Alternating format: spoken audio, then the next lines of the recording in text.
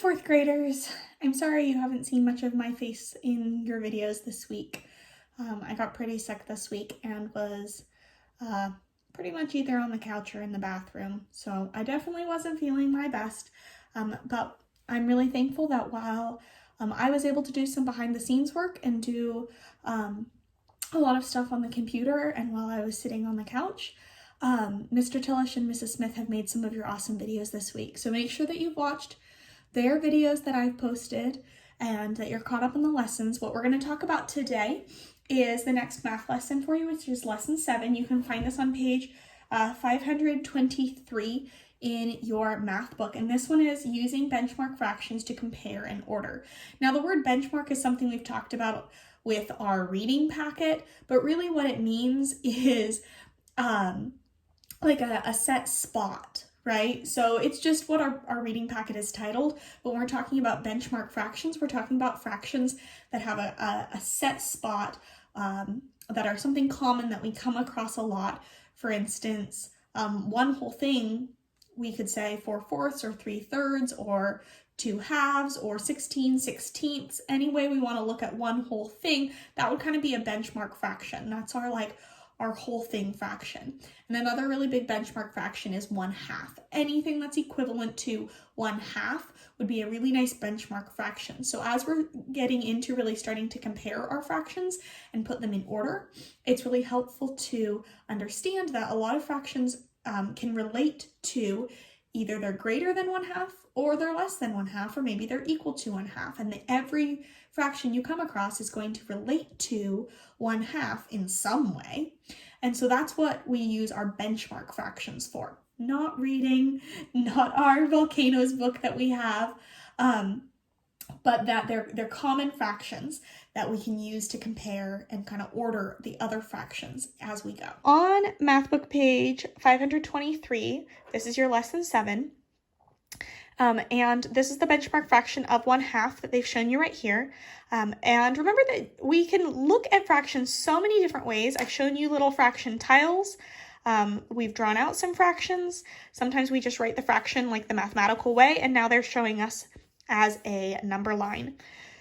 So we're trying to find, to compare 5/8 and 1/6. The recipe for granola uses 5/8 cup of raisins and 1/6 cup of dried cranberries. Is there a greater amount of raisins or cranberries? That means we're being asked to compare them. This is kind of our key word here. Is it greater or is it least? We're not sure. So we're going to use our benchmark fraction of 1/2 to kind of figure this out. Well, we know that 4/8 equals 1/2. So 5/8 is going to be greater than 1/2. 4/8 is exactly equal to 1/2. What's half of 8, by the way? Well, 4. So you need 8/8 to make one whole thing. Instead of putting 1 right here, we could have written 8/8. That's one whole thing. So half of those 8ths are going to be 4 of them. That's half. But it says that we had 5/8 cup of raisins. That's going to be greater than 1/2. Now, we're going to do the same thing when we're thinking about 1/6. It said 1/6 cup of dried cranberries. Well, what's half of 6? 3. So 3/6 is, again, a benchmark. That's going to be equivalent to 1/2. 3/6, 4/8 all mean the same thing. And only one of those 6 is pretty close to 0. It's not very close to being half. So you can really easily see that 5/8 is greater than 1/2 because it's greater than 4/8, but 1/6 is less than 1/2 because it's less than 3/6. This one's asking us to list 7/8, 1/2, and 1/3 in order from least to greatest. That means we want the smallest one first and the biggest one at the end. So we know that 1/2 is that nice benchmark fraction that's exactly in the middle.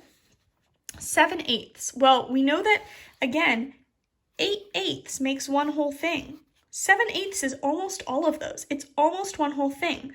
So it's going to be pretty big. It's going to be almost 1. Remember that only 3/6 makes 1/2 because 3 is half of 6. If we have half of our 6ths, that's 3/6. So 2/6 is going to be less than 1/2.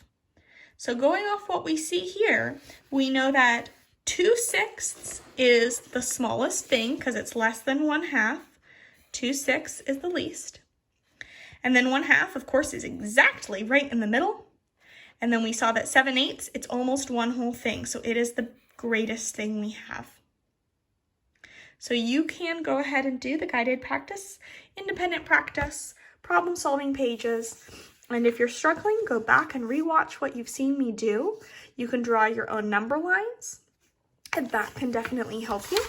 And then tomorrow you can use the homework page along with the reteach section, the practice, and the back in order to give yourself a little extra practice.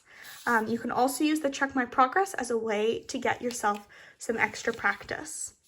Another lesson that I will not be teaching you specifically is the problem solving lesson, because that uses all of the skills I've already taught you just with word problems. So you just have to be good at going into the word problem and using, do you remember cubes? You circle what you already know, those numbers. You underline the question. Use the clues behind. We're trying to find the amount of each ingredient. We're boxing the keywords. See, ooh, more, or more than specifically. You might find some more keywords. We're eliminating any extra information. We don't often have extra information. And then we are solving. Oops, sorry, I ran out of room. We're solving our problem. So that's all you really need to remember, your cubes, in order for problem solving, because the skills in order to do this lesson are things that I've already taught you. So the next couple pages are things that you can actually walk yourself through on your own. So take the next couple of days, rewatch what, if you need to, what I just taught you about lesson 7, and then over the next couple days, do the next few pages. All right, and 4th graders, I just wanted to remind you that if you come across a problem that you're really struggling with in the math text, kind of just like in the classroom, the first person I'm going to ask you to go to would be somebody nearby. That might be an older sibling or a parent or a grandparent, whoever you're with at the moment. You might need to use a little bit of that grit and perseverance to get through. Another person you can go to is me in the video. You can go back and rewatch. But of course, if you are really struggling, please let your parent know that they can send me a message, or you can write me an email, and just make sure that you tell me what page you're working on and what problem it is, because just saying problem 20 doesn't help me, because there's so many problem 20s in this whole book. You got to tell me what you're working on, what specifically your question is, and I would be happy to connect with you and try to answer it. The other thing is, I think a lot of you have forgotten this, but Mrs. Green is available every Tuesday, Wednesday, and Thursday. So I know that won't be available to you again until next week, but every Tuesday, Wednesday, and Thursday, you are allowed to go into her Zoom meeting. All you have to do is enter into her Google Classroom where she posts the link, enter her Zoom meeting, and you can go to her with specific questions as well. So we're here for you. We want to help you. We don't want you to end up being confused. We want you to end up struggling through, your brain to stretch, your brain to grow, and you to learn something. Good luck, 4th graders.